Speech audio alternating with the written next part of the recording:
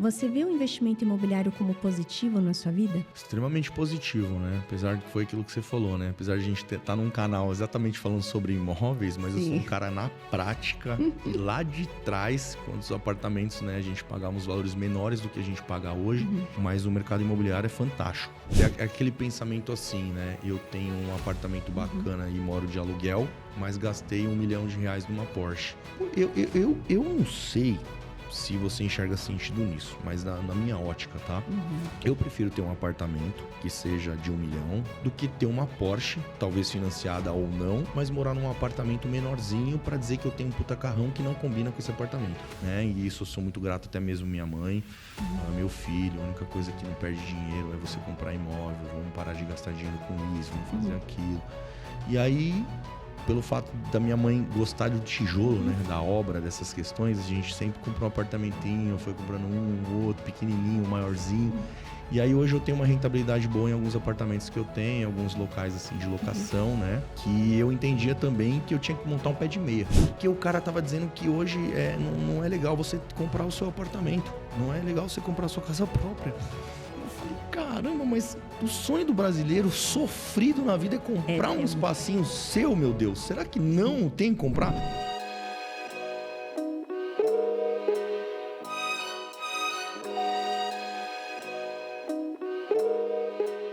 Um oferecimento Capital Concreto.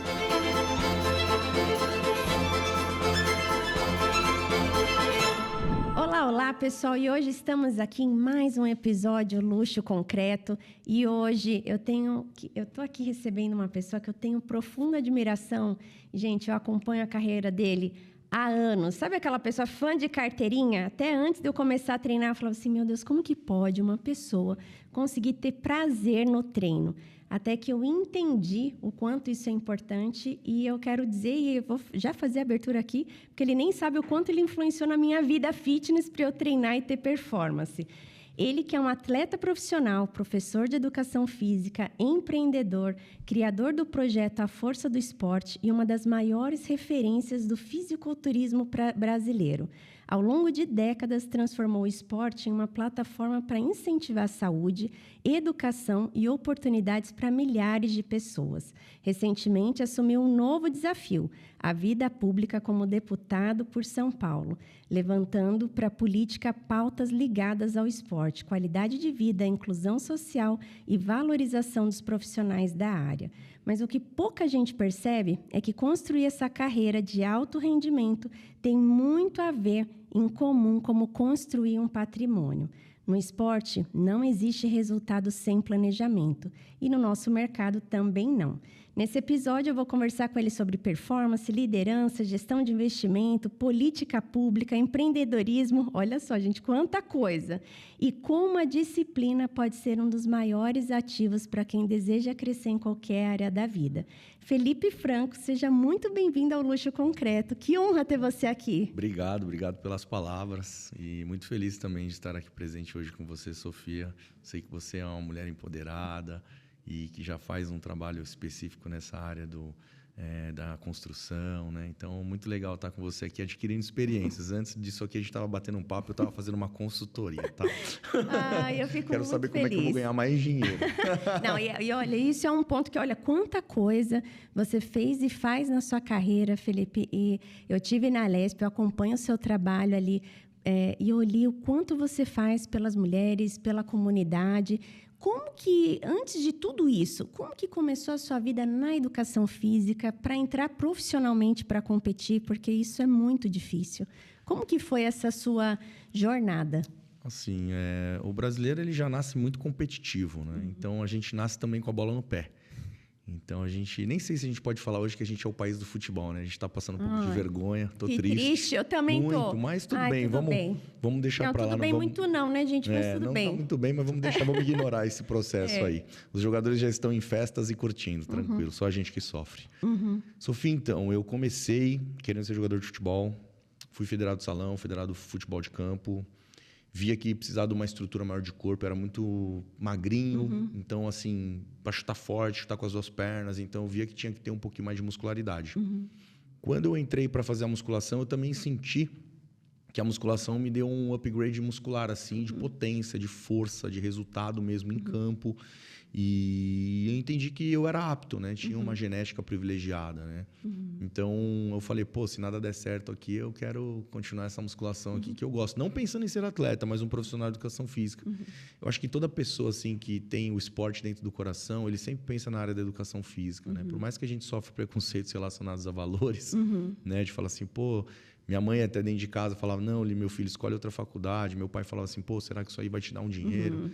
E eu tinha no coração que a atividade física era algo que vinha dentro de mim mesmo, que poderia potencializar a minha vontade. Que às vezes nem sempre aquela vontade de só ganhar aquela grana talvez seja o primordial na sua vida. Pode ser que você enjoe no futuro. E graças a Deus a musculação nunca me enjoou. Sempre me deu potência para trabalhar e ser um campeão da vida, né? Eu falo não dos palcos, mas da vida, né? Então, a partir disso, eu entrei para educação física. O futebol acabou não virando, minha estrelinha não brilhou, né? Então, a gente sabe que eu precisava de um padrinho melhor, talvez ali, que hoje a máfia do futebol acho que é muito maior do que antigamente. Se antigamente já tinha, hoje em dia eu acho que está muito pior isso, né? Mas a educação física veio prazerosa na minha vida. Eu queria estudar mais, queria ler mais, queria me empenhar mais pelo fato de estudar algo que você gosta. Né? Então, vejo a parte da educação hoje das crianças e adolescentes até sendo algo muito interessante. Pelo fato de repente, na escola você não se apegar a nada. Você ter todas as matérias, como física, sabe, e biologia, aí tem matérias de exatas, e aí você fica meio perdido ali o que você quer, o que você não quer, o que você gosta. Sei que você tem que entender um pouco de tudo. E depois você especificar, né? Ir para a especificidade daquilo que você vai estudar. Mas acho que as escolas hoje, a partir do primeiro colegial, já tinha que dar um destino, mais ou menos, para você ter uma ótica mais interessante ao seu futuro. E aí eu entendi isso com a educação física. Mesmo tendo preconceitos na época, né? Que era só o professor que jogava a bola na quadra e virava as costas. Todo mundo gostava da aula de educação física. Né? Todo mundo adorava a aula de educação física. Inclusive, falavam na minha época, assim, principalmente as meninas, a aula vaga, aula vaga, aula vaga. Olha. Educação física era chamada de aula vaga. Então, eu falava assim, cara, eu não acho que é aula vaga. Eu gosto muito da aula e a gente tinha uma educação muito boa na aula também. Sim. Né? Mas é aula prática. Sim. Aula prática é sempre muito bom. A aula de estar feliz. Eu acho que a liberação maior de endorfina, ali, serotonina, os hormônios da felicidade, não são nas aulas práticas, né? Das modalidades que a gente tinha na época, handebol, basquete, vôlei, futsal. Mas é isso. E aí estudei educação física. Posterior a isso, entendi mais do corpo humano e via que eu tinha um potencial para, de repente, ser um atleta de fisiculturismo. Mas acabou que depois disso... eu fui entendendo que não era tão fácil assim. Então, aí eu tenho toda uma história, uma caminhada, que eu fui indo, e acabei sendo campeão do garoto fitness e não do fisiculturismo. Pelo fato de eu ter competido fisiculturismo com 19, 20 anos e não ter sido algo tão espetacular, podemos dizer assim. E o que eles analisam? A forma do músculo, o que é? Nessa época, o culturismo ainda, o fisiculturismo, ele analisava sempre as partes de simetria, harmonia, definição, volume muscular... Então, linha, que a gente fala, né? Aquela parte mesmo da harmonia do corpo, né? Das muscularidades estando em cada região específicas do corpo.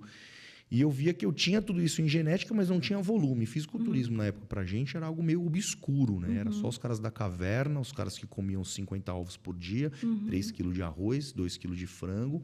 Ninguém falava com eles, eles andavam meio cavernosos, assim, ó. Meio que existia um preconceito da sociedade contra os fisiculturistas, né? E eu falei, cara, como é que eu gosto disso? Porque eu acabei criando uma paixão nisso, onde dentro da minha casa havia uma dúvida entre minha mãe e meu pai. Meu pai sempre me apoiou mais um pouquinho, mas minha mãe mais crítica.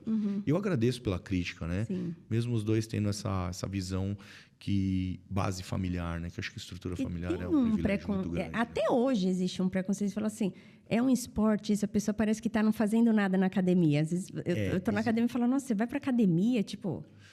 Só existe uma guerra entre entretenimento e esporte, né? Fisiculturismo. Eu considero extremamente um esporte. Sim. É algo que você dedica 24 horas da sua vida. É algo que você faz numa rotina que não são todas as pessoas que conseguem chegar nesse nível e não vão chegar. Não. A musculação não é um esporte, a musculação é uma atividade física, não é o fisiculturismo, ok. ela é aberta para todos. Mas a partir do momento que você fala de fisiculturismo, alto rendimento, aí a gente tira um pedacinho da sociedade, isola num mundo muito afastado. Eu estou falando de todas as modalidades, bem afastado do mundo, e é ali que vivem os campeões, né? Os caras que realmente se dedicam a isso, e nem sempre por fatores monetários. Né? Não, porque eu li uma vez quanto que ganha. Tem muitos anos, acho que eu li uma matéria, tem uns 10 anos atrás, o quanto ganhava um campeão. É muito pouco. Um campeão? Um campeão de fisiculturismo. Porque dentro do que você constrói, que é um corpo muito difícil, Sim. Na época eu não lembro quanto que era uma taxa de... primeiro lugar tanto, segundo lugar e terceiro. Isso, e a gente está falando quando a gente fala do esporte profissional. Né? O amador já não tem valores. Então, o amador você ganha um troféu, um suplemento, você ganha uma visibilidade maior, assim, pelo fato de ter subido no campeonato e sido campeão, e você tem que criar meio que sua estratégia de ser um cara com visibilidade. Que é o atleta híbrido que a gente chama na atualidade, mas a gente fala disso um pouquinho mais para frente. Agora, visando essa questão dos valores, infelizmente, os nossos atletas não são valorizados, podemos dizer assim. E eu falo assim, fisiculturismo em si, porque é minha bandeira, mas a minha bandeira hoje também nas modalidades do atletismo, do basquete, do skate, do patins, da bike, que são esportes olímpicos, mas mesmo assim não têm valorização. Sim. A estrutura do Brasil, ela precisa estar pelo menos aliada ao esporte, às principais bandeiras: saúde, educação, segurança pública e esporte. Sim. Isso a gente consegue mencionar só 4, mas são mais de 40 bandeiras que a gente pode trabalhar entre secretarias. E a nossa Secretaria do Esporte, felizmente, o nosso orçamento é muito baixo e está na penúltima ainda. Então, a gente não chega nem próximo de nada, assim. E ela ajuda tanto a reduzir tantos índices de criminalidade, de droga... Nossa. De tudo, a parte da educação, da base das crianças, de dar oportunidade. A disciplina, o profissional que ele se torna. Exatamente. E foi esse startzinho que eu enxergava que o Felipe já tinha feito praticamente, aberto muitas portas com o fisiculturismo. E esse lado político também acabou adentrando na minha vida, devido eu já fazer muitos projetos sociais, como Felipe Franco. Né? E aí, você foi esse atleta, ganhou alguns campeonatos, chegou na onde você queria chegar. Da onde que veio a ideia para ser político? Por essa dificuldade que você enfrentou? Eu sei a dor de um atleta, né, Su? Então, vamos lá. O que eu mais recebo hoje nas minhas redes sociais é: Fê, me ajuda com um campeonato. Fê, me ajuda com um tênis para o atletismo. Fê, me ajuda com uma bola de goalball, que é PCD, sabe? Então, até uma bola hoje a gente tem essa... Porque o Brasil, infelizmente, não produz as bolas aqui, a bola é importada. Então, são coisas que vão chegando até mim que eu vou abrir. Eu não sabia. Exato. E são bolas de R$1.300. Se você for pensar, uma bola R$1.300 é muito cara. Mesmo assim, ela acaba em 30 dias. É uma bola que, de goalball, ela deteriora muito rápido. Então, são coisas que vão chegando no meu gabinete que eu vou aprendendo todos os dias. Meu gabinete, eu falo que é minha faculdade, pelo fato de eu trabalhar somente essa nossa bandeira. Então, eu vou pegando um pouco dessas dores, dificuldades e viagens de atletas, por exemplo, que eu criei algumas leis relacionadas para que a gente ajude esses atletas a viajarem competitivamente. Porque o atleta, normalmente, você sabe, né? Ele vai fazer vaquinha, ele vai pedir dinheiro no farol, ele vai fazer uma rifa. Nossa. São nossos atletas, né? Não tem jeito. E eu estou falando também de todas as modalidades, principalmente assim, fisiculturismo tem muito, jiu-jitsu tem muito, mas a gente vê atletas hoje de karatê, kung fu, kickboxer, muay thai, todos eles também fazendo rifas, vendendo alguma coisinha ali, juntando dinheiro familiar. E aí a gente vai criando leis, né? Tentando trazer o legislativo para ajudar esses atletas. Né? Eu fiquei com essa representatividade hoje. Né? Então eu tenho a dor. Eu tendo a dor, eu brigo, eu vou no orçamento, eu vou no palanque, eu falo, eu mostro para o governador onde eu tenho uma abertura muito grande hoje. Ele tem uma ótica muito boa para o esporte, ele jamais vai deixar a gente abandonar. Reformamos o ginásio de Ibirapuera agora recentemente. Olha. Então, são coisas que a gente vem fazendo assim pontualmente, moroso, né? Porque a política é muito morosa, né? Mas está dando certo, sabe? Eu tô super empolgado. Eu confesso que eu virei minha vida assim pro lado político assim de um jeito que nem eu imaginava. Mas pelos feitos.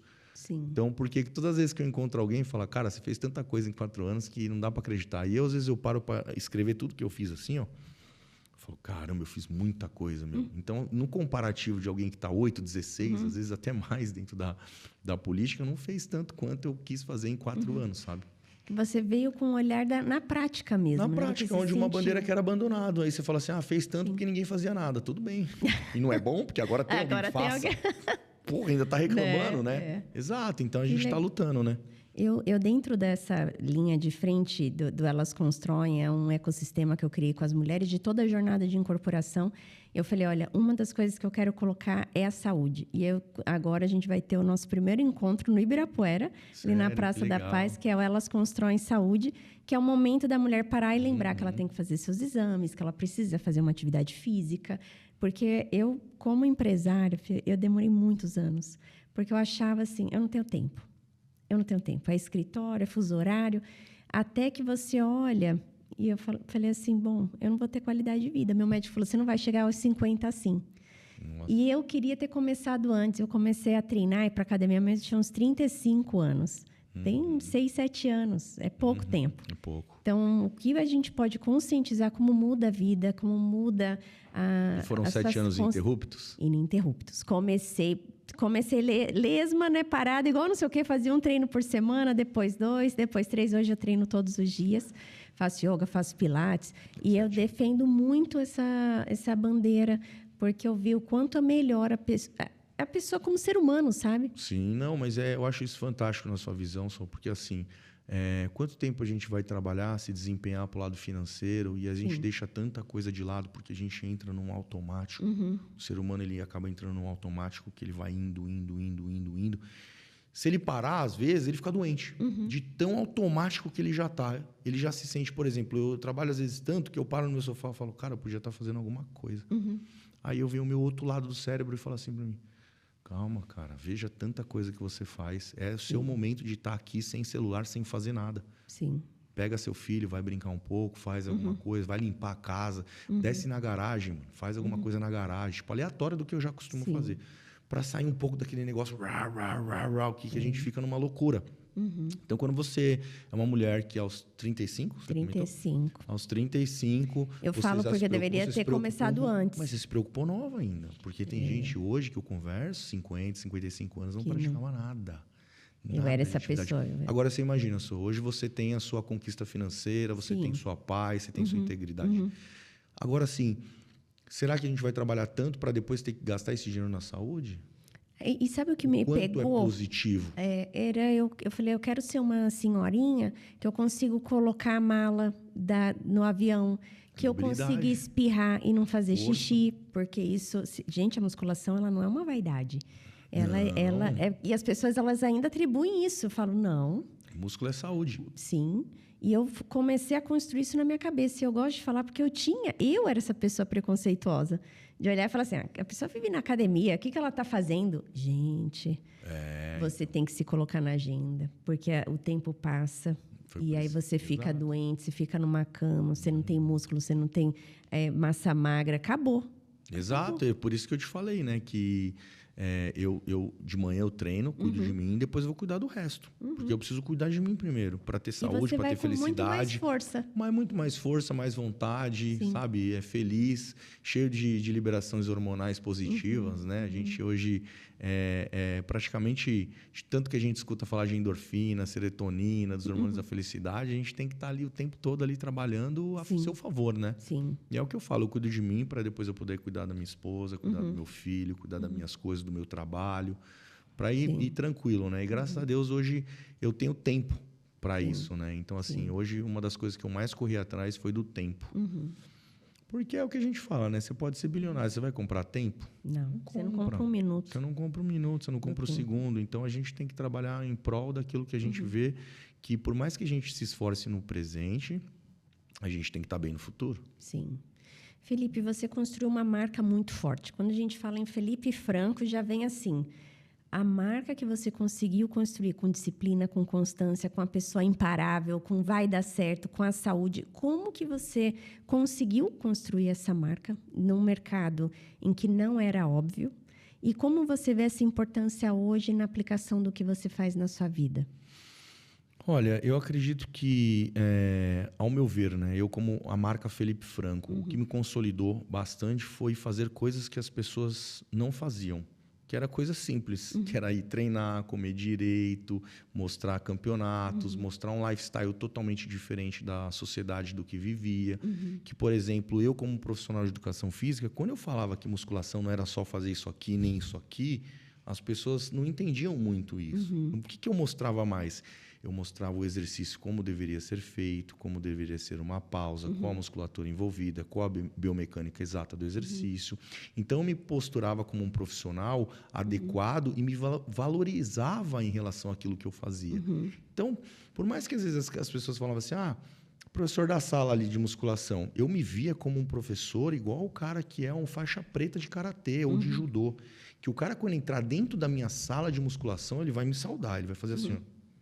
Mestre, por quê? Porque ali ele está aprendendo comigo. Ali ele está aprendendo qual é o nome do músculo. Ali ele está aprendendo quais são as periodizações que ele vai trabalhar, como ele vai obter mais resultado, qual o melhor método de alimentação para ele que está iniciando. Né? Então, eu fui adequando esses tipos de trabalho onde ninguém fazia nada, só empurrava o aluno para o aparelho. Então, isso foi consolidando um bom profissional de educação física diferenciado do mercado, onde eu podia cobrar uma hora-aula mais cara. Vendo tudo isso, eu joguei na internet, com o canal do YouTube. O meu canal do YouTube, na Isso foi em que ano? 2010. Eu fui o maior canal de referência. A gente foi o maior canal fitness na época, eu e o Renan, né, da Forfit Club, um amigo meu. Então, a gente fez esse canal ter uma vasta quantidade de visualizações, atingindo mais pessoas. E as pessoas... Por exemplo, eu chego numa presença VIP hoje, eu chego um garoto e fala, pô, eu te assisti, eu tinha 15 anos. Então, a gente está falando de um garoto de 15 que tem 25, tem 26, já está me assistindo há 10, 11 anos. Sim. Então, você fala assim, caramba, tudo isso... Então, eu fico super feliz do meu trabalho ter sido explorado lá atrás e dado continuidade em outras pessoas com o nosso profissional de educação física. Né? Sim. Então, eu acredito que a minha marca foi um pouco de tudo nessa construção. Foi sair um pouquinho fora da bolha, porque na época que os bodybuilders usavam as roupas que nem curtia, eu gostava de usar um tênis mais da hora, uma roupa ali mais legal, um lifestyle diferente. Foi eu me posicionar super bem no YouTube. Foi eu virar um atleta híbrido mesmo, antes de tudo. E aí você conseguia criar o Felipe vendendo uma cueca, vendendo uma roupa, porque eu fazia propaganda de cueca também, porque eu tinha um corpo mais ali, abdômenzinho certinho, uma perna não exagerada. Era um corpo que as pessoas tinham prazer de olhar e falar assim, olha... Difícil, né, chegar nisso. Então, eu posso chegar. Esse corpo é legal, esse corpo é aceitável. Não ficava tão assim, sabe? Tipo, cheio de bomba, não sei o quê. Então, eu tinha esse meio termo sempre trabalhado, né? E a televisão, né? A televisão me deu muito respaldo também para criar um nome e a galera falar assim, cara, esse cara realmente faz por amor aquilo que ele faz. Os campeonatos, né? Que não tem como, eu ganhei grandes campeonatos, né? Como o próprio Arnold Classic, eu fui o primeiro campeão brasileiro. Esse é o brasileiro. principal da categoria? Um dos, né? O Olímpia é o principal. O Arnold e o Olímpia são os principais.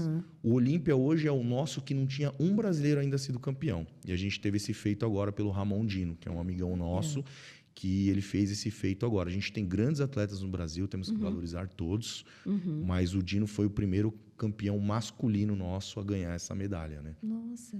Então a gente está torcendo hoje pelo bicampeonato dele, né? Para ele ser bicampeão novamente. Que legal. E qual foi um campeonato que te marcou muito na sua vida? O que me marcou muito foi o próprio Arnold, onde eu profissionalizei, né? São 106 atletas, 6 subcategorias. Eu ganhei minha categoria e ganhei o overall, o melhor da noite. Eu fui o melhor atleta da noite aquele dia. Nossa. Tanto é Quanto tempo de preparo? Eu já estava me preparando porque eu estava no Arnold Brasil e Arnold Madrid. Então, eu vim de uma preparação de 1 ano. Então, eu vim no começo de abril do ano de 2013, passando por uma classificatória já de 11 e 12.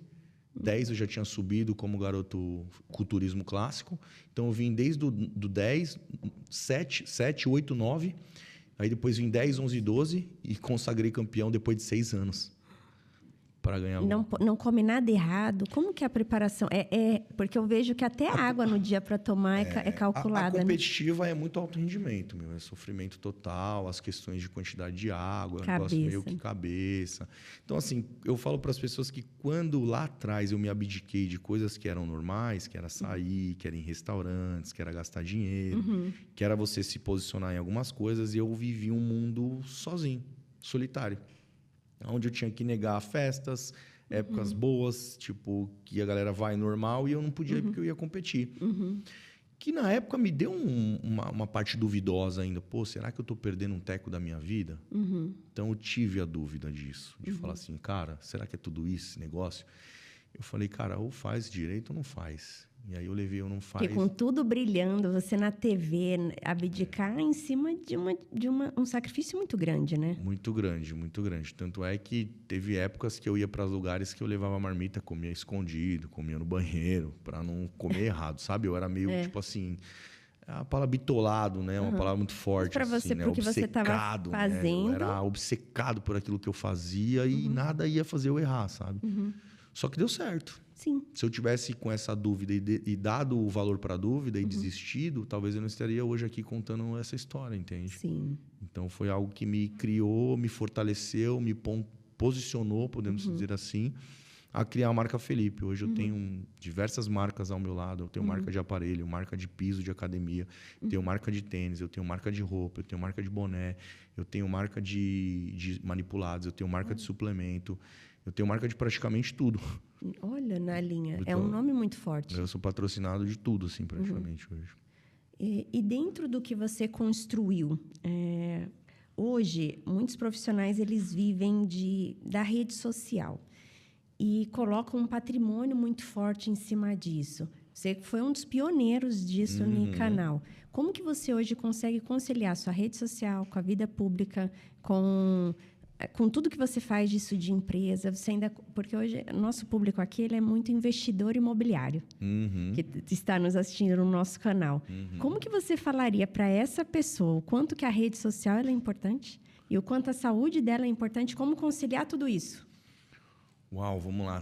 Vamos tentar fazer um resuminho aqui, um misto de tudo. Porque você está presente em tudo, ó. Política, empreendedorismo, e é tudo desafios grandes. Porque muita gente fala assim, eu não faço isso porque eu não tenho tempo. Não vou para a rede social porque eu não tenho tempo. Aí não vou para a academia porque eu também não tenho. Sim. Vamos lá. Como eu fui consolidado, né? Sou consolidado na área do esporte, do fisiculturismo, de mídia, né? Com Instagram, redes sociais. Eu entendi que lá atrás, quando eu passei a ganhar dinheiro, eu tinha que ter uma educação financeira mais aprimorada. Então, ao invés de eu andar com tênis de 4.000, um carro do ano, queria usar as melhores roupas, fazer as melhores viagens, fazer com que meu Instagram viesse com viagens internacionais ali para eu poder mostrar e tal, eu não tinha muito isso. O que o Felipe tinha, né? E isso eu sou muito grato até mesmo minha mãe. Falava, meu filho, a única coisa que não perde dinheiro é você comprar imóvel, vamos parar de gastar dinheiro com isso, vamos fazer aquilo. E aí, pelo fato da minha mãe gostar do tijolo, né, da obra, dessas questões, a gente sempre comprou um apartamentinho, foi comprando um, outro, pequenininho, um maiorzinho. E aí, hoje eu tenho uma rentabilidade boa em alguns apartamentos que eu tenho, em alguns locais assim, de locação, né? Que eu entendia também que eu tinha que montar um pé de meia. Sim. E aí esse pé de meia foi dessas rentabilidades que acabaram surgindo na época de oportunidades, que houve a valorização dos imóveis até hoje. E imóvel, eu nunca vi ninguém perder dinheiro com imóvel. E, de fato, eu tenho muita coisa lá atrás que valorizou o dobro do valor. Então, você fala assim, cara, como assim? Eu estou ganhando o dobro. Infelizmente, a gente tem que pagar até o imposto disso, né? Sim. Mas tudo bem. A gente está com o dobro do valor daquilo que a gente investiu e está tudo bem. Então, vendo esse lado assim, eu tinha tranquilidade para poder fazer as coisas e falar assim, pô, eu tenho o meu respaldo ali. Agora eu tenho que fazer mais dinheiro. Como é que eu vou fazer mais dinheiro? Trazia meus patrocinadores para o meu lado e cuidava da minha rede social. Cuidando da minha rede social, eu também abri minhas empresas. Sim. Então, abrindo as minhas empresas, que era de consultoria, minha empresa das clínicas que eu fiz também de atendimento esportivo. Eu criei também a marca Felipe como uma empresa, né? Então, eu criei um nome fantasia ali para criar o que é o Felipe Tem. Então, assim, se entrar hoje, assim, o Felipe é blindado, ninguém sabe o que eu tenho. Então, hoje é algo que eu sempre já me tornei lá atrás. Sim. Quando o pessoal está falando de hold, essas coisas atual, eu já tinha faz tempo. Eu sempre tive um advogado que tinha que é o Dr. Sandro, que é o meu chefe de gabinete político hoje. Que legal. Então, o Dr. Sandro fez uma boa parte disso na minha vida, que quando a gente enxergava lá atrás o que tinha que fazer, as pessoas estão fazendo hoje. Eu já estava lá atrás montando tudo. Então, hoje eu tenho, assim, educação financeira para estar no meu travesseiro, de boa. Mas você quer mais, Felipe? A gente sempre quer mais. Sim. Não tem jeito. Sim. O que eu não me deslumbro é com uma coisa chamada dívida social. Eu não tenho isso. Eu sou muito feliz comigo mesmo com relação a isso. Então, vamos lá. O que é uma dívida social hoje? Você mora num condomínio onde tem uma casa maior que a sua, onde tem um carro melhor que o seu, onde, de repente, tem mais carros na garagem, onde, de repente, tem bug, tem jet, o cara tem barco. Pô, será que o Felipe, por ser famoso, ele não tem que ter barco? Ele não tem que andar de helicóptero? Ele não tem que se posicionar? Será? às vezes te ajuda a posicionar algo que você quer mais. Não vou te dizer que é errado, mas eu não tenho dívida social de falar assim, eu tenho que ter uma casa maior, eu tenho que ter um carro melhor, eu tenho que fazer mais investimento porque eu quero ser mais multimilionário. Então, assim, eu sou bem pé no chão, porque eu venho do humilde, do tranquilo, né? Graças a Deus, tive uma família, nunca passei fome, não tenho história triste que você fala assim, pô, a gente sempre dividiu o pão, é isso. Então, dívida social não cola. Mas, então, eu tenho tranquilidade para isso. E agora, pensando em tudo isso que eu tenho hoje, eu tenho uma equipe de rede social, né? Que trabalha meu marketing, trabalha meus vídeos, faz os meus cortes, montam tudo isso. E agora eu estou aqui, mas está funcionando ali, está com os horários de postagem, está chegando ali a parte política minha, está toda sendo já encaminhada. O que eu não deixo de ser é o Felipe Franco Felipe. Eu não consigo viver o que eu não sou. Eu não consigo ser um cara que eu não sou na rede social e não ser na vida real. Eu não sei vender uma segunda imagem. Passa falsidade na fala, sabe? E quando passa uma falsidade na fala, eu saio de mim. E aí eu começo a perder a essência. Quem é o Felipe de verdade? Então, se eu tiver que posicionar alguma coisa hoje para falar de algo que eu não sei exatamente o que é, eu não vou ser o Felipe. Então, por isso que eu tenho coisas que chegam até mim, por exemplo, para eu fazer venda, para eu entrar, que eu não consigo. Porque eu falo, não, isso não é meu, eu não consigo, eu prefiro não tentar. Sim. Você tem uma raiz muito forte de disciplina. Muito forte, muito forte. Eu sou muito bem tranquilo, assim. Eu sou muito bem, assim, realizado, podemos dizer assim. Minhas realizações pessoais são muito simples. Sim. Não que eu não queira crescer, a gente sempre quer crescer, mencionar novamente o crescimento. Sim. Mas eu sou muito pé no chão. E isso é tão importante você trazer, porque eu abordo muito sobre isso. O quanto que você precisa saber de fato o que você está construindo, o quanto é o seu imposto de renda, e não só a pessoa ter aquele carro do ano, aquele jet, aquele negócio. Você sabe quanto a pessoa pagou, ou talvez não, que às vezes ela alugou, e está se endividando por algo que faz sentido agora como investimento.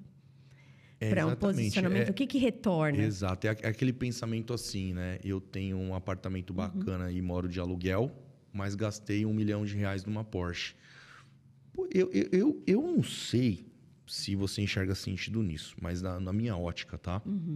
Eu prefiro ter um apartamento que seja de 1 milhão ou que seja 1 milhão de entrada e pagar o resto, do que ter uma Porsche, talvez financiada ou não, mas morar num apartamento menorzinho para dizer que eu tenho um puta carrão que não combina com esse apartamento. Eu prefiro... Você entendeu? Você está falando com a pessoa. Eu sou 1000% a sua opinião. Eu sou muito... Às vezes eu penso que a sociedade está tomando um rumo, só que eu falo assim... Será que eu tô burro?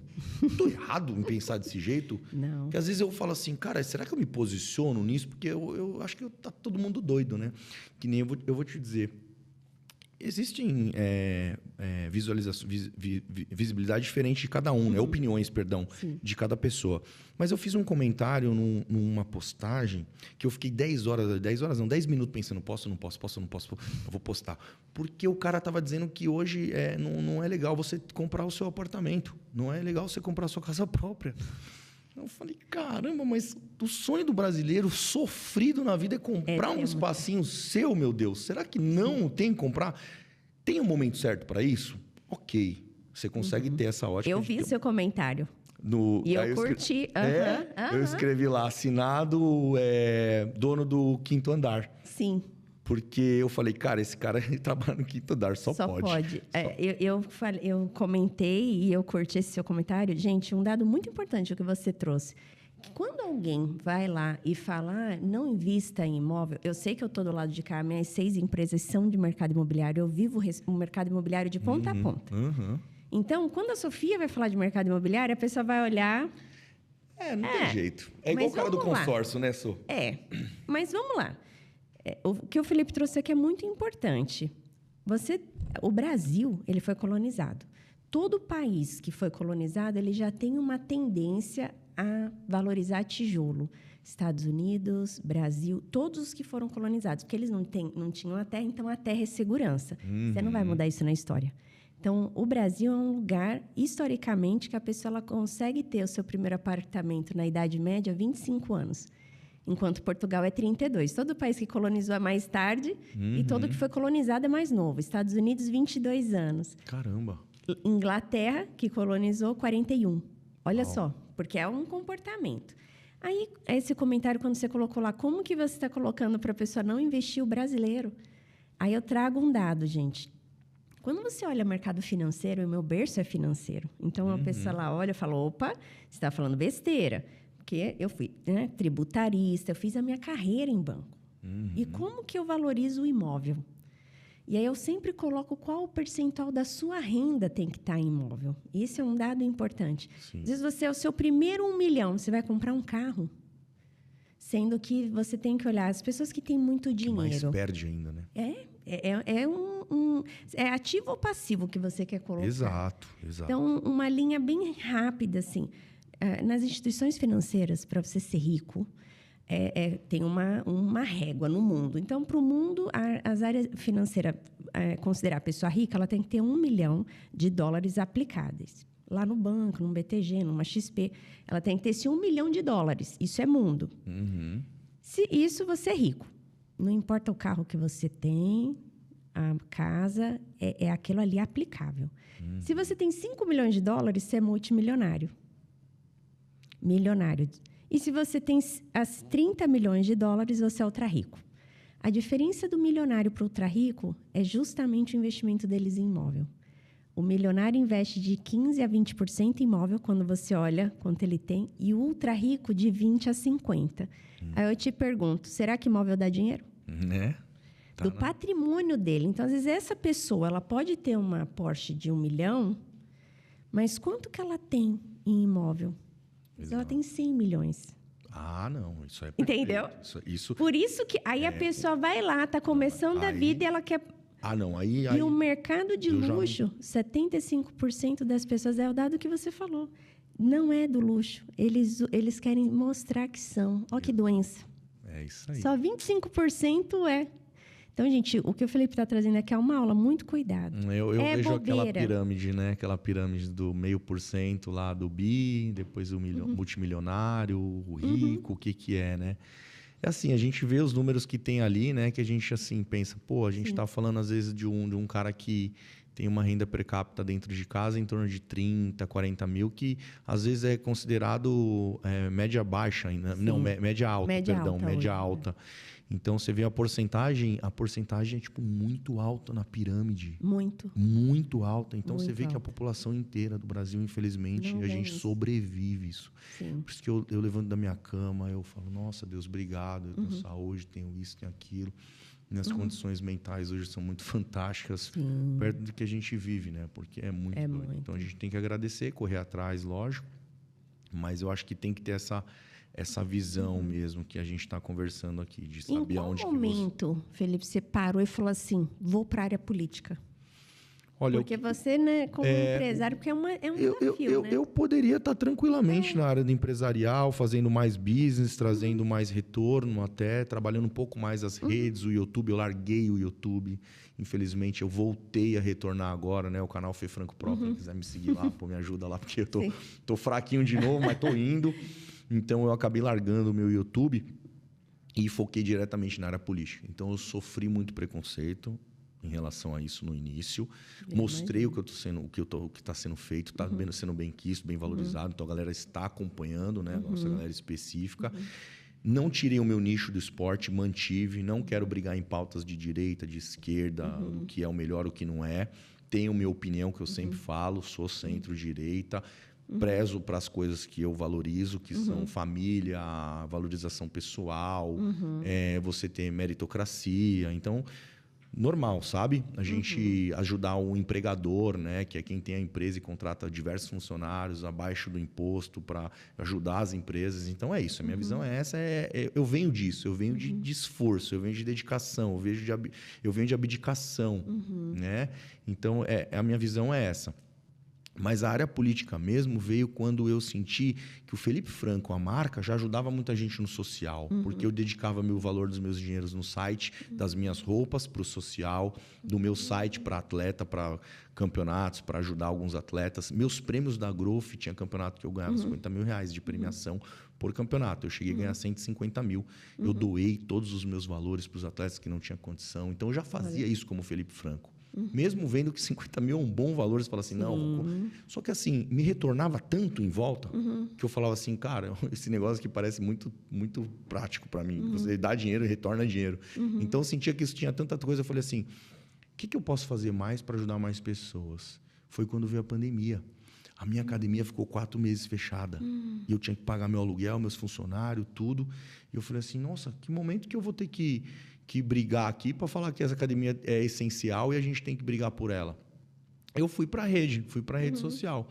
Fui brigar, fui atrás de política, fui atrás do Conselho das Academias, fui atrás da Secretaria do Estado, fui falar com as pessoas que tinham que falar para entender. Só que a gente estava numa briga muito gigante, ninguém sabia o que era a pandemia, né? Sim. Foi aí que eu fui recebendo alguns convites na parte política, de você não faz isso, você não faz aquilo. Eu falei, acho que isso aí não é para mim e tal. E aí eu fiz umas postagens políticas para vereador, tive 9% de rejeição, muita gente me adorou, foi 91% de aceitação. Nossa, muito bom. Muito, mas muito, nem eu acreditei. Não existe esse índice assim, gente? Nem eu acreditei. Eu acho que eu peguei uma época muito boa da pandemia e que passou, estava muito em alta meus campeonatos, a galera, pô, legal, o meu grupo. Eu falei assim, não, vamos embora. Aí eu virei suplente, virei vereador, também trabalhei na secretaria do município de lazer e esporte. E desde então eu acabei encaminhando. E quando eu fui para deputado estadual, eu vim com 90.444 votos. Meu Deus, 90 mil? É.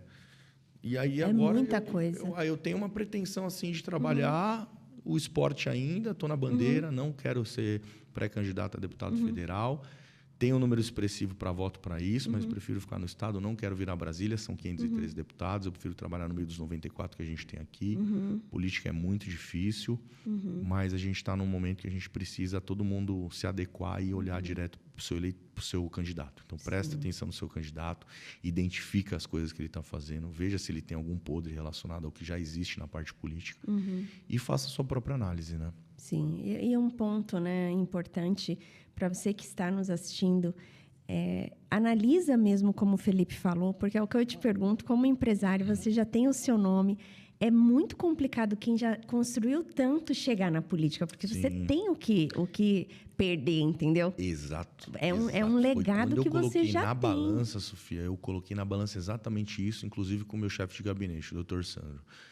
A gente escreveu os positivos e negativos e falou assim, trabalhar certinho que a gente não tem problema. Sim. E graças a Deus a gente está em 3 anos e 7 meses, 0 problemas políticos. Graças a Deus eu venho trabalhando bonitinho o esporte, fazendo algumas coisas como a reforma do ginásio do Ibirapuera, como um projeto rotinativo de incentivo à baixa renda em condomínios, para incentivar a atividade física, as academias ao ar livre. Eu tenho o projeto de lei do Bolsa Talento Esportivo, eu tenho o projeto de lei de milhas solidárias, eu tenho o projeto de lei de importunação sexual nas academias, eu tenho o projeto do Bolsa, que trabalha a paridade entre as mulheres, 50% homem e 50% mulher. Gestantes também, você consegue ter a sua bolsa continuada, mesmo sendo uma atleta que está em pausa. Então, assim, eu trabalhei. Fiz muita coisa ali, pontuei. Não, e tenho muitas coisas. Só de projeto social eu tenho 63. Você sabe o que é chegar num projeto social, 1000 crianças te abraçando, tio bombado? Por mais que eles me chamem de tio bombado, é fantástico você poder olhar assim e ver a família ali olhando e, tipo assim, dando um voto de dedicação para você, porque eu sei como é ser pai. Eu sei como é ter uma criança dentro de casa e ver aquela molecadinha ali que às vezes não tem acesso a nada. Meu filho tem tudo, graças a Deus. Sim. Tudo. E eu sempre também tive com a minha família, sempre tive tudo, assim, sabe? Nunca tive problema com nada. Não é problema que a gente fala, é passar fome mesmo, né? Que aí o negócio é mais embaixo. Mas quando eu vejo que eu tenho isso, eu me sinto muito realizado. Eu me sinto mais feliz, assim. Então, eu vejo que eu estou contribuindo, sabe? Por mais que é uma fatia muito pequenininha, a gente sabe que o nosso cobertor é curto, mas a gente está ajudando, assim, muita gente, né? O que mais impactou você nesses 4 anos? Ou do que você viu, ou do que você conseguiu construir nesse seu mandato? Do que eu vi, foi do que eu vi. A realidade do brasileiro, cara. Eu entro em algumas favelas, né? Eu entro em alguns lugares que são muito difíceis. Eu vejo que tem pessoas que querem crescer e às vezes se dedicam tanto e não conseguem crescer, falta oportunidade. Às vezes falta um pouco de vergonha na cara também, mas é difícil, viu? Mas o que mais me impacta assim hoje é... Quando eu teve um filho, eu virei uma chave dentro de mim, que foi um negócio absurdo. Então, se eu vejo um pai hoje com uma criança, uma mãe em alguma quebrada, algum lugar assim, onde eu vejo eles com 2 anos de idade jogado numa calçada, na água suja, ou então, sabe, ali largado, de costas, carro passando e a criança largada. Eu vejo o meu lado pai, assim, eu cuido tanto do meu filho, não largo ele na calçada, não deixo ele tão assim, sempre prezando pelo carinho, pelo amor, né? Pelo jeito que você trata ele, pelo jeito que eu trato a Inaê, minha esposa, para ele ver que eu sou um bom homem. E aí você vê o que está jogado pelo mundo, aí você fala, cara, é melhor eu não tomar essa dor, senão eu vou ficar mal. Eu tive que me blindar disso, sabe? Eu tive de verdade. E conseguir pôr uma ação dentro do que você pode fazer para essas pessoas. Sim, né? exatamente. Que dói mesmo. São as minhas ações. São 63 projetos, eu dou continuidade em todos eles, eu visito a maioria dos meus projetos, eu estou sempre perante as pessoas que sabem daquilo que eu trabalho. Então, isso é gratificante, ao mesmo tempo é assustador. Né? A gente sabe que a população brasileira, infelizmente, hoje está toda endividada. Sim, muito. Então, é algo que a gente... Se eu deixar pensar tudo, eu vou acabar invadindo um consciente do Felipe e trazendo algo negativo para dentro de mim. Então, às vezes sabe assim, é muito rápido para mim. É olhar assim, pensar no que eu tenho, o que eu fiz, é bater uma lágrima em mim eu já querer chorar. Eu falo, não, cara, volta, recupera. Sim. Eu sou muito sensível. Não, e olhar por mais que não pareça assim, o cara é um mau, o cara não sei o quê, ele é marrudo, a galera me chama muito de marrento pelo meu jeito, né? Mas é meu jeito. Mas depois você fala comigo e fala, porra, nada a ver o cara. Mas é isso, é cada um. É da pessoa, né? Não tem. Exato. Felipe, você é uma pessoa muito disciplinada, até para colocar isso na questão saúde, alimentação. Chegar onde você chegou é foco e disciplina total. Como que você coloca isso, a disciplina e a motivação? Porque nem sempre a gente está motivado, Nossa né? Senhora. Quais dicas você daria? Porque a disciplina é que faz chegar lá, né? Então, é assim, né? Como você já mencionou mesmo, a gente está falando da motivação, ela está, às vezes, mais afastada da gente e coloca a gente a mais à prova da disciplina, né? Sim. Então...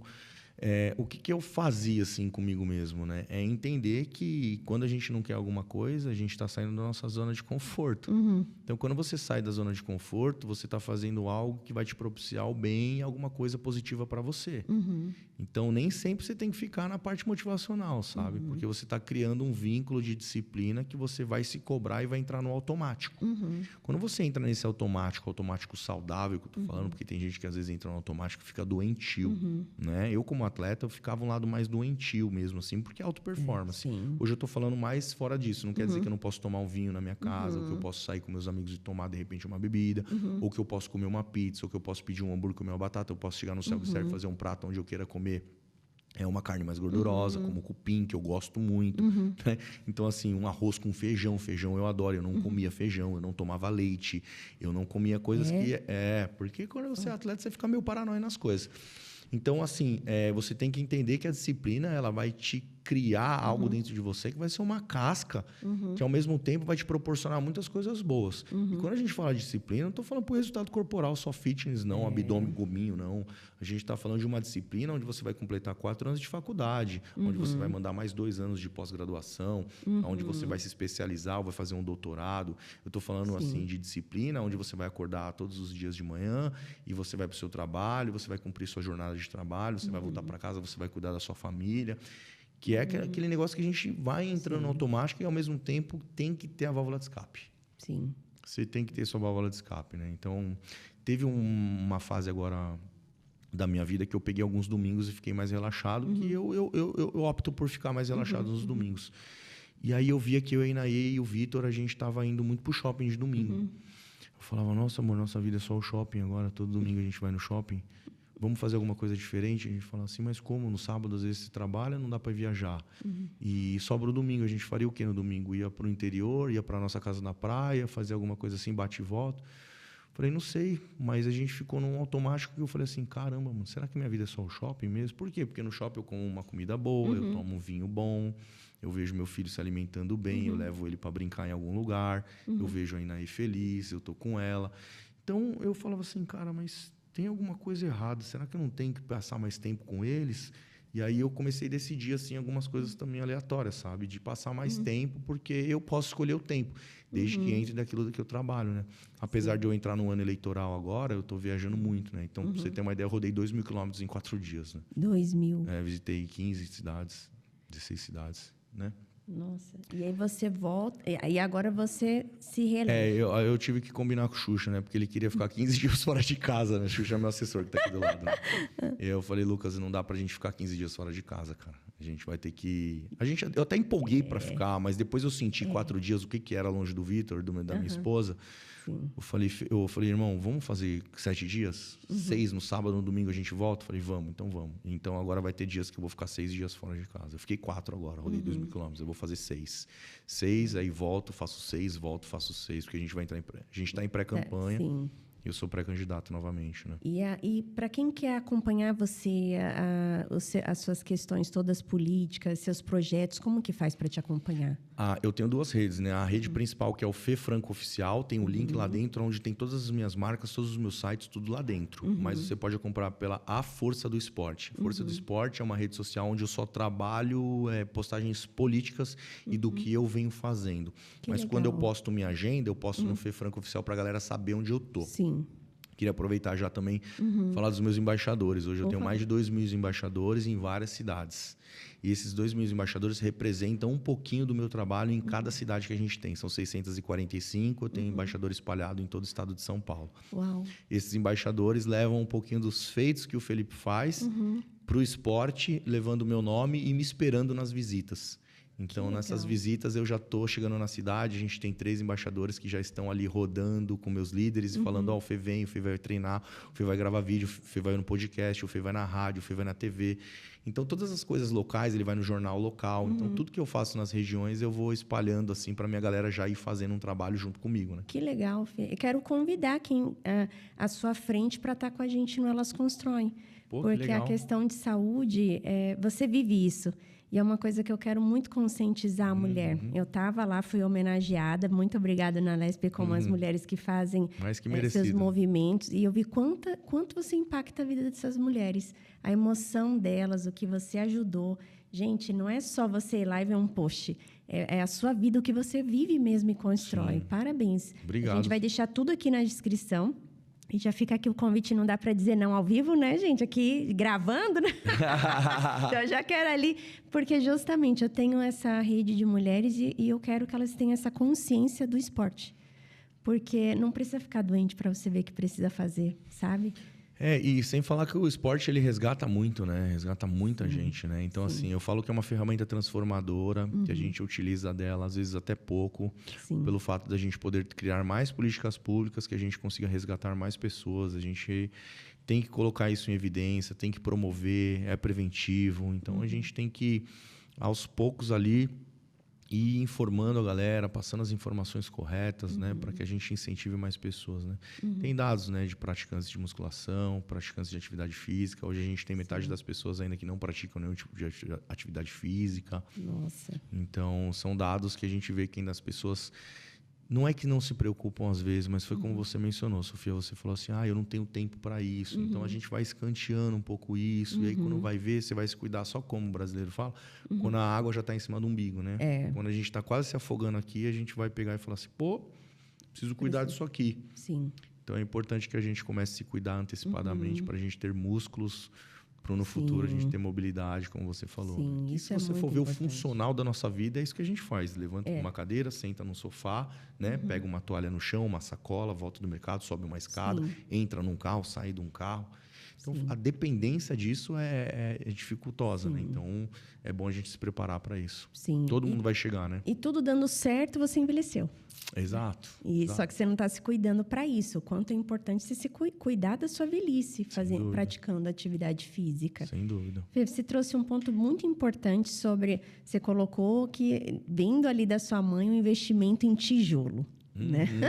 Então, isso é algo que a gente vê acontecendo e vê muitos debates em rede social sobre isso aí, investimento em imóvel, as pessoas não estão comprando imóvel. Os dados mostram ao contrário. Você vê o investimento imobiliário como positivo na sua vida?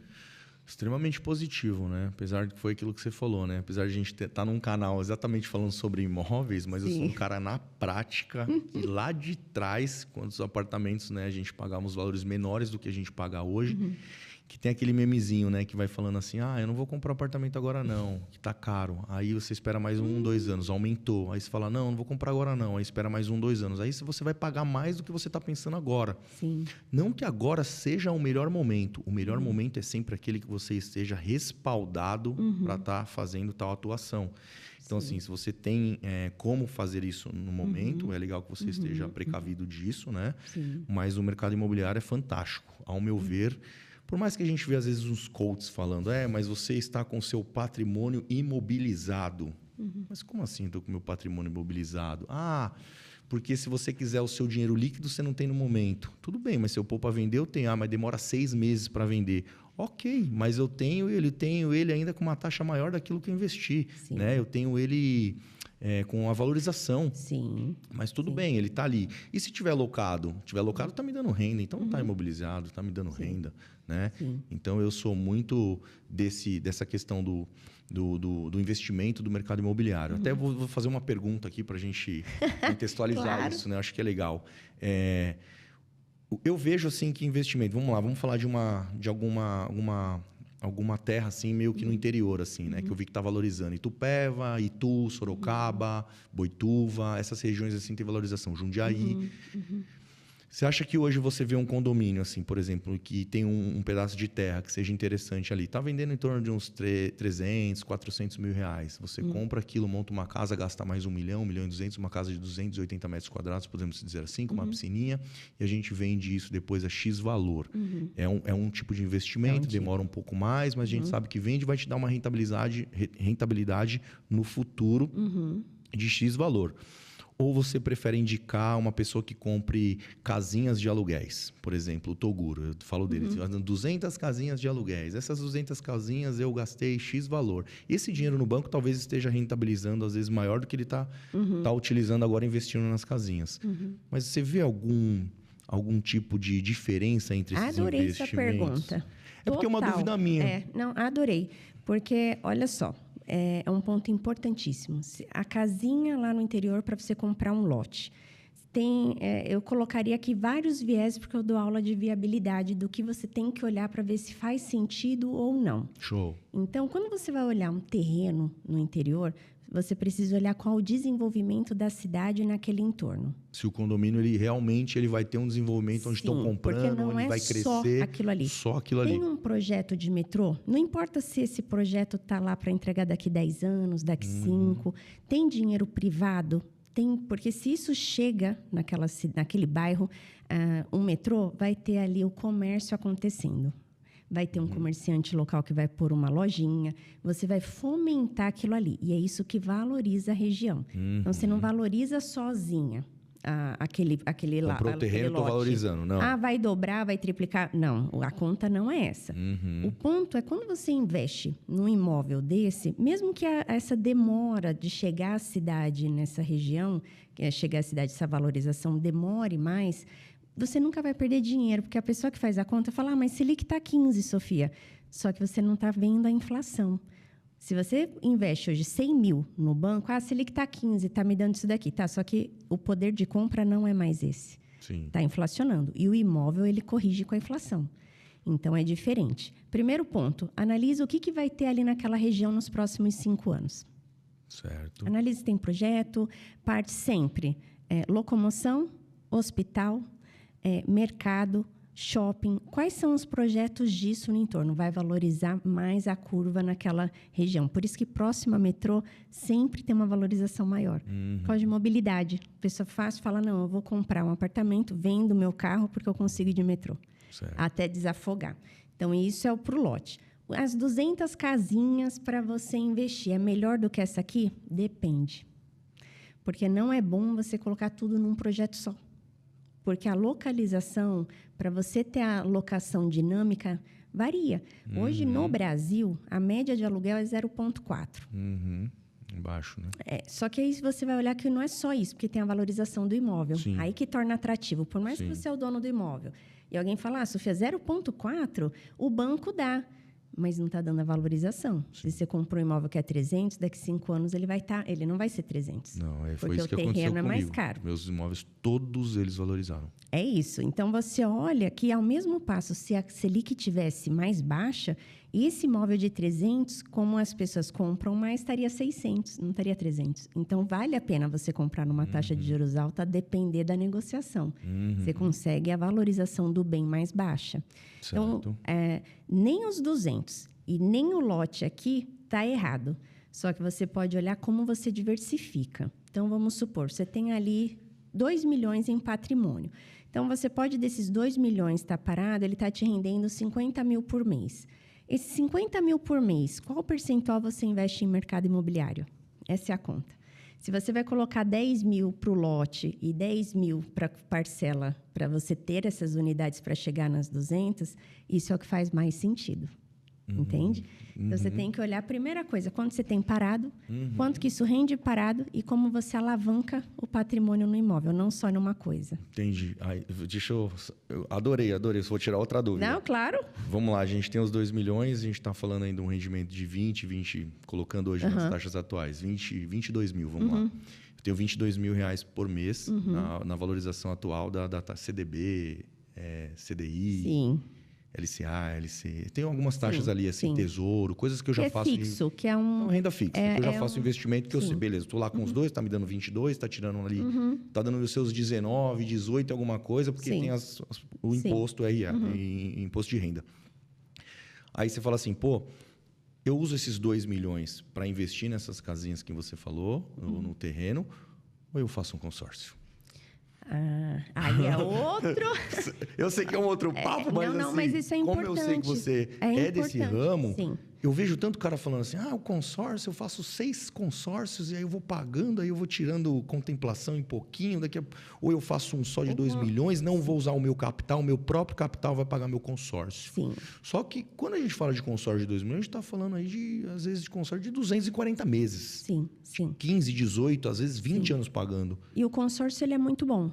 Tá, Felipe? Você gosta? Sim. Legal. Eu acho que são várias frentes de imóvel. Aqui a Capital, a gente é incorporadora do investidor. Então, vamos colocar que você fala assim, Sofia, eu quero começar a investir. Aqui a gente tem abertura para você ser o incorporador junto com a gente. Sem toda a despesa que você precisaria levar se você não fosse um sócio oculto. Você vai numa fatia. Então, você pode começar investindo nisso no imóvel que vai te alavancar lá na frente, que é o nosso caso aqui. Que aí você não tem a pressa daquela curva. Se você pega os 2 milhões já para comprar de uma vez, isso não é o melhor negócio, se você só tem ele no banco. Você tem que fatiar. Quanto que você consegue desses 2 milhões ter uma fatia para pagar de consórcio? E não cai nessa furada de carta contemplada e não sei o quê para entrar em grupo. O consórcio é bom para você que não tem pressa. Então, você vai colocar ali, uma taxa de juros muito baixa. É que eu vejo o pessoal falando muito tanto baixa. Aí acaba dando a entender que você fala, não, consórcio é o melhor dos mundos. Todo mundo é contemplado. Muito bom, só que não é assim. Eu vou alavancar meus patrimônios e não sei o quê. Eu mesma tenho compras que eu fiz com consórcio. Por exemplo, você quer comprar aqui na Capital, você está com uma carta contemplada. Então, você consegue pegar aquele dinheiro e comprar. Sim, e você alavanca. Tá com a carta contemplada. O negócio uma carta hoje... média, assim, um ano, sai antes, tem aporte. Se você for pagar só a mensalidade, você coloca uns 3 anos. Se você colocar aporte, aí você sai antes, dependendo do grupo que você tiver. Mas a sacada é você não precisar. Entendi. Porque aí, quando você estiver tranquilo, se foi contemplada sem o lance, você pode pegar aquilo ali e deixar e usar quando você precisa. Com uma taxa de juros... E até parado, não é nem taxa de juros, é uma taxa administrativa, o consórcio. Sim. Que vai então, compensa também, né? muito mais. Não compensa tirar os 2 milhões, respondendo sua pergunta. 2 milhões, você está rendendo ali 20 mil.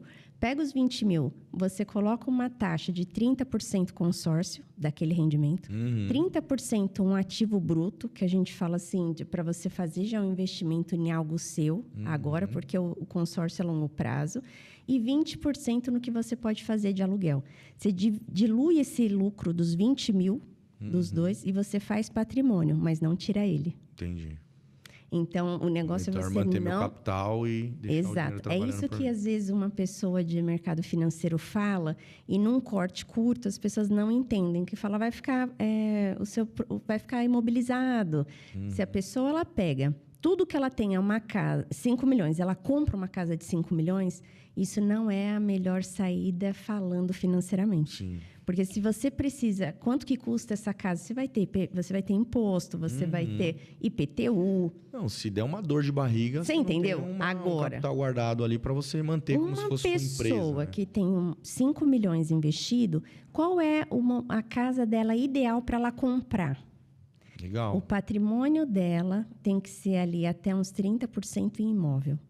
Então, 30% de 5 milhões, você vai ter ali uma casa de 2 milhões, a grosso modo. É essa a conta. Se você tem 1 milhão, qual é a casa ideal que você precisa ter para sua despesa? Você precisa ter uma casa de 300 mil. Entendi.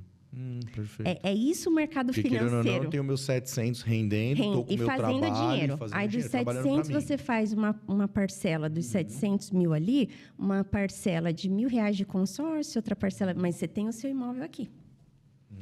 Então, o que é o mercado financeiro brigando com o imobiliário que fica isso em rede é que as pessoas não conseguem explicar que é todo o seu ativo.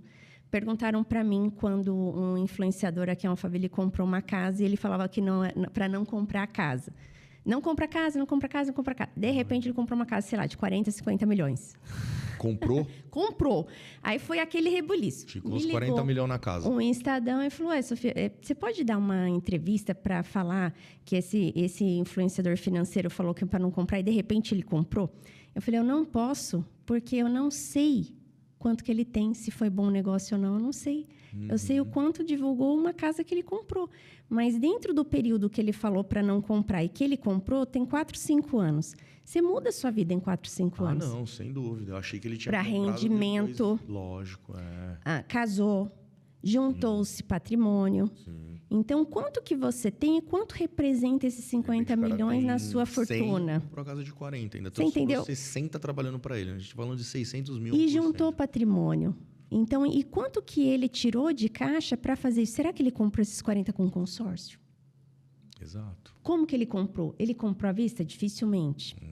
Dificilmente, porque quem tem 40 milhões faz os 40 milhões. Você produz o dinheiro. A gente está falando de 400 mil na renda atual, né? Exato. Então, você vai fazer a conta... 375 mil na... Você vai fazer a conta disso. Eu falei, eu não posso falar, porque eu não sei quanto ele tem na conta para dizer se foi um bom investimento imobiliário ou não.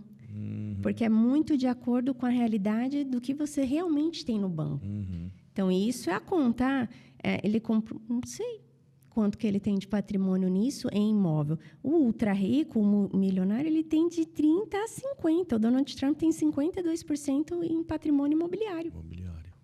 Tanto que eu até fiz recente uma postagem dos jogadores de futebol, os atletas agora, atacantes, né, da Copa, e eu coloquei o quanto que eles têm da fortuna deles em percentual no mercado imobiliário. Então, está sempre ali 10%, 15%. Eles estão sempre, estão muito bem assessorados no percentual que eles têm no mercado imobiliário. Porque não adianta só olhar que ele tem uma casa de 100 milhões. Quanto representa os 100 milhões na fortuna dele? Exato. É isso. Então, e que às vezes a pessoa ela olha ali e ela quer já dar um passo, comprando um carro, um iate, né? Comprando um passivo que vai te gerar mais despesa. Né? Que vai virar um ativo, né? Que é exato. Barco é uma longa história. É uma longa história. Barco... Aí compensa o quê? Se alugar.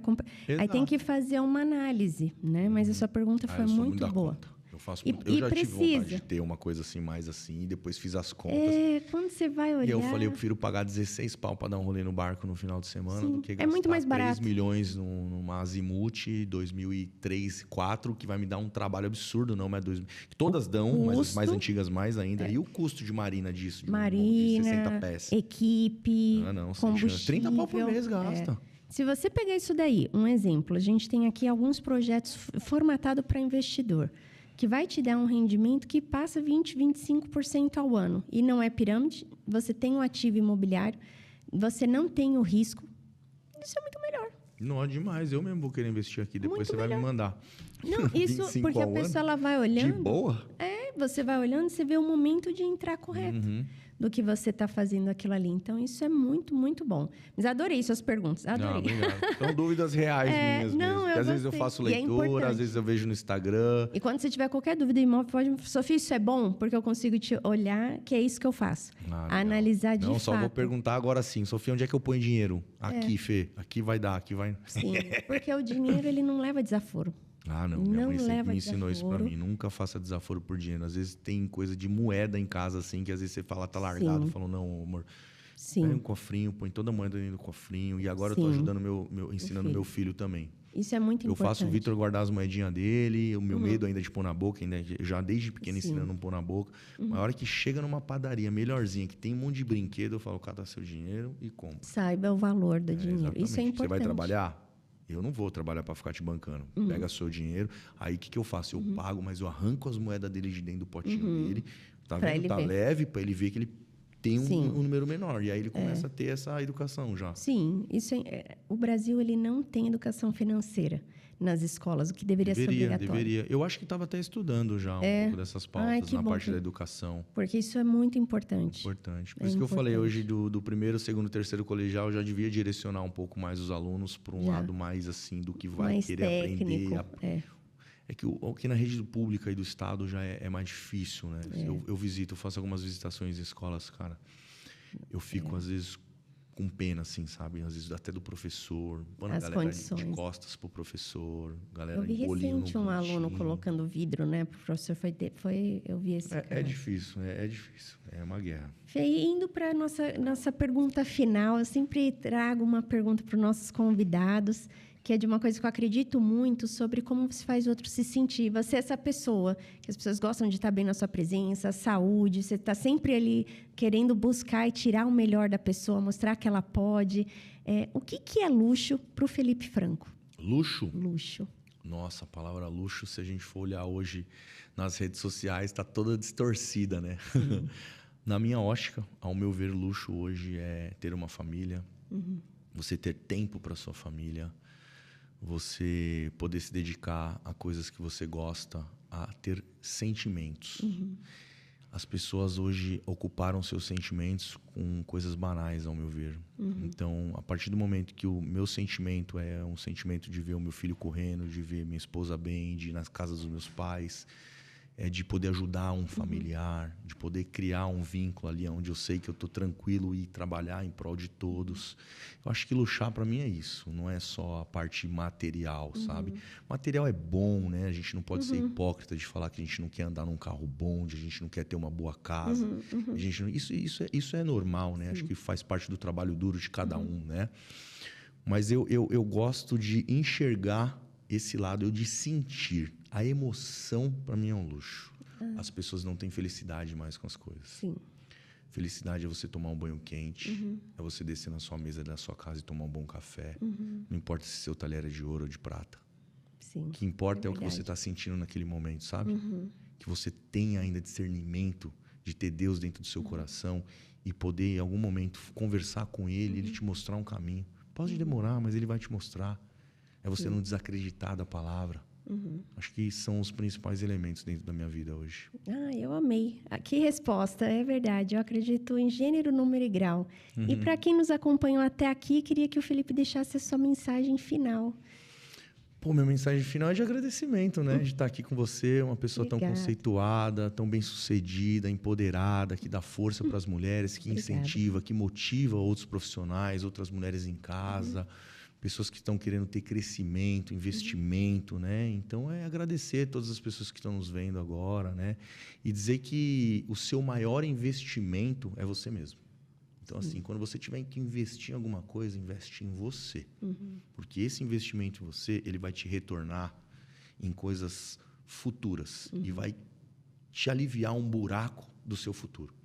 Então, o seu presente nada mais é do que o seu próprio futuro. Então, seu investimento é agora, seu investimento é em você, para você poder ter espaço, sabedoria, ambição de cuidar de todos que estão ao seu redor e poder lá no futuro saber desfrutar do tempo que você pode ter. Então, acho que é o principal elemento hoje, né? Poxa. E vá treinar, né? Sim. Vá fazer musculação. Sim. Né? Siga o Felipe nas redes sociais, Fê Franco Oficial no meu Instagram, A Força do Esporte, como a gente já mencionou. Não deixe de treinar, porque a hora é agora. Muito obrigado, Fê. Obrigado, a gente Sofia, precisa fazer uma série aqui só de saúde, de todos os seus projetos. Vambora, olha, obrigado. porque eu realmente Sempre será um admiro o prazer. seu trabalho. Parabéns. Obrigado, viu? Conta comigo e é uma satisfação sempre. Contem comigo. Gente, para você que nos acompanhou, vamos deixar todas as redes do Felipe aqui embaixo. Acompanhe e realmente priorize tudo que ele colocou na sua vida. O esporte, a seriedade, a disciplina, que você tire desse episódio uma aula e pérolas para você aplicar no seu dia a dia. Compartilhe esse episódio e Fê, muito obrigada. Obrigado. Tamo junto. Valeu. Até a próxima, pessoal. Tchau, tchau.